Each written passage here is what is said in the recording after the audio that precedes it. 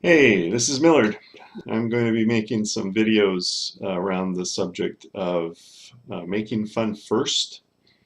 Um, I'm working on a book called Fun's No Fucking Joke, which is part of my effort. These videos won't be focused directly on the book, but on ideas that I'll be presenting in the book. So it's more about the topic, about reasons why we put fun second, third, fourth, or last often. Why we think there's so much that we need to take care of in life before fun becomes even a priority or a possibility. Why that is, and hopefully what we can do about it.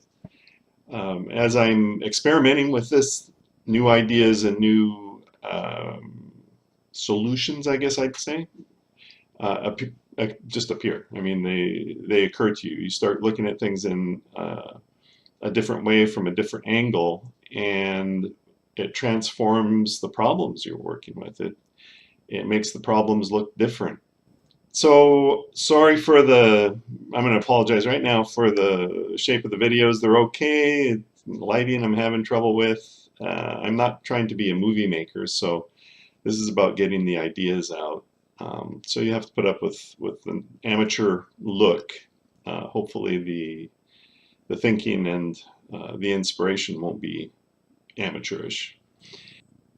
So putting fun first in life might sound hedonistic. It might sound frivolous, like adolescence, like being a teenager again. Um, I'm not just going through a midlife crisis. uh, this is something I've been thinking about for a long time, and I've been experimenting uh, with for the last good 4 years or so. It's not about something superficial. So to give you an idea of what I mean by that, people, wonder, well, what do you mean? What do you even mean by fun? How can that be first in life? There's all these other things that need to be taken care of first, which is exactly what I'm questioning and challenging. Um, Part of the problem is that even though it's a very simple word, F-U-N, uh, fun entails all kinds of things. So there's different ways to come at it. One thing I like to say is fun is whatever you experience that makes you want to do it again. It's that part of your life that makes life worth living, worth wanting to get up the next day and do face whatever it is that you have to face. A lot of that might not be fun, but there's something about life that is that, or at least you hope can be.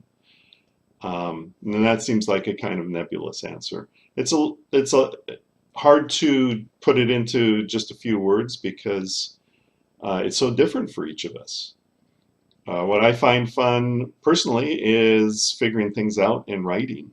I spend a lot of time doing that, a lot of time thinking, a lot of time trying to put things into words. That drives some people crazy. That's not fun for them. Fun for others is riding motorcycles around racetracks, or jumping out of airplanes, or listening to beautiful music, or composing beautiful music, or composing kick-ass music, whatever. There are things that make us want to take the next step forward. There's something about life, something about what we want, something about our aspirations that makes it worth it, that satisfies us, that energizes us. So that might not be something that you're used to calling fun, but I'm using the word fun because I can't find a whole lot of difference between that stuff and getting together with some friends and some beers and a board game, or taking a road trip, or going in on a vacation. to a beautiful island and snorkeling in crystalline blue waters. Uh, there's all kinds of things that could be fun, but the experience of the fun itself while we're doing it seems very similar to people. They have the same reactions. I mean, you know what they are. You smile, you laugh, you shriek, you giggle, you dance, you jump, you run, you tickle each other, you do all kinds of things that indicate you're having a great time and you want it to keep going. And when it's over, one of the things you'd like to happen is that it would happen again. So for now, I'm going to say that's fun. Um, I want to give you an idea of just how powerful I'm finding that fun can be.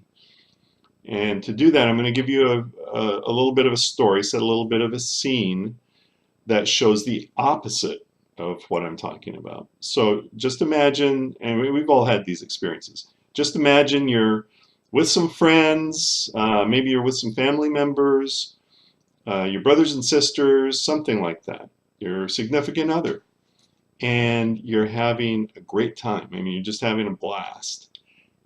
And some authority figure comes on the scene. I don't care who it is, cops, teachers, parents, somebody walks in on your fun and they don't like what's going on. What's the first thing that happens? The first thing that happens is something that wipes the smile off your face, something that stops the fun. And depending on who they are and how they enter and their, how they look, how they come across, they might not even have to do anything except look at you. Suddenly, it all stops. And for certain types of people, they really like that. So another little bit of a scene. Imagine yourself, you had to go to court.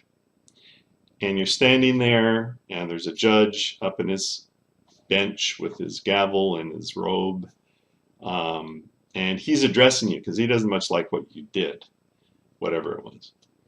Could have been a parking violation. Who cares? No, it could have been a traffic ticket, right?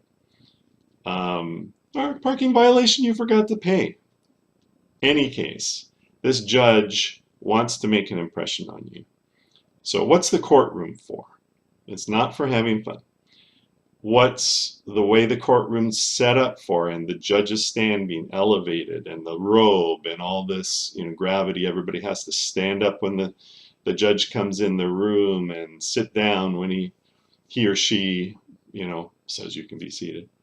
All this stuff to give you the impression that you are under some important authority here. Excuse that.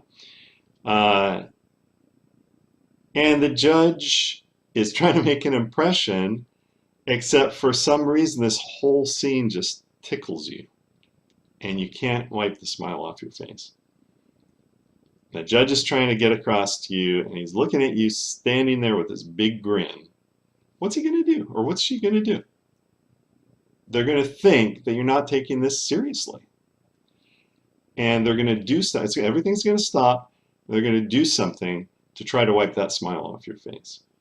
So I'm sitting here thinking, okay, so people that for whatever reason, and we'll get into, it's proper for the judge to wipe the smile off your face. You should be intimidated in court. You should be taking this seriously. All those questions, we'll talk about those. What if, when we don't want to have those people wipe the smile off our faces, if we could find a way to keep those smiles on our faces, it would go a long way to challenging that authority. And so let's take the judge scenario isn't the greatest one for that, because a lot of people, really think that court's a big deal and really important, and you should show respect and all those kinds of things. Let's take a bully. Bullies are the same. If a bully comes up to you and tries to bully you, and you stand there with a big grin on your face, the bully's going to do something to try to take the grin off your face.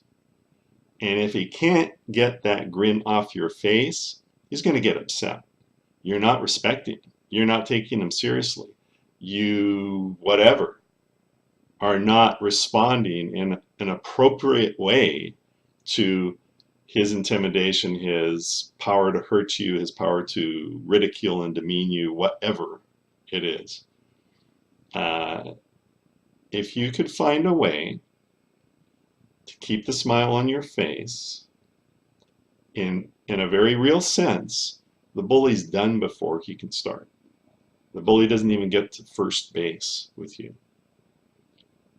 So this is why I'm really interested in the power of fun. So much for my first video. I hope you enjoyed it. I hope you stay tuned, keep coming back. I'm going to try to add to these pretty regularly, and we'll explore this idea of putting fun first in a way that is far from trivial, very powerful, very profound, and a whole lot of fun. Thanks for watching.